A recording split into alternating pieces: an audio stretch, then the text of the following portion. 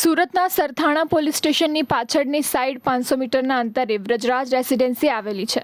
ગત રાત્રે 9:30 વાગ્યા આસપાસ એક ફોર્ચ્યુનર કાર સોસાયટીમાં પ્રવેશી હતી, જ્યાં સ્થાનિક લોકો અને બાળકો બેઠા હતા.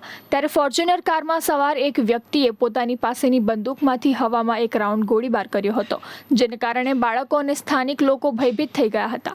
ઘટના અંગેની જાણ પોલીસને થતાં પોલીસ કાફલો દોડી આવ્યો હતો અને સોસાયટીમાં લાગેલા સીસીટીવી કેમેરાની મદદથી કારના નંબરના આધારે ફાયરિંગ કરનાર બિલ્ડર ગુસા બુહાની ધરપકડ કરી હતી. જાણવા મળ્યા મુજબ ફાયરિંગની ઘટનામાં ઉપયોગમાં લેવામાં આવેલી બંદૂક લાયસન્સવાળી હોવાનું તેમજ ઘણા સમયથી ઉપયોગ કર્યો ન હોવાથી ફાયરિંગ કર્યું હોવાનું જણાવીને દહેશત ફેલાવનારે પોતાનો બચાવ કરવાનો પ્રયાસ કર્યો હતો.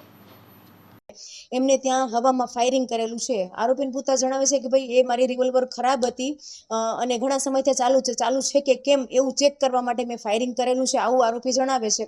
હાલ આરોપીની ધરપકડ કરી છે, વેપન પણ કબજે કરેલું છે ને એની ગાડી પણ કબજે કરેલ છે. એની પાસે લાયસન્સ ધરાવતું વેપન છે અને એ અનુસંધાને આગળ આપણે કાર્યવાહી કરીશું.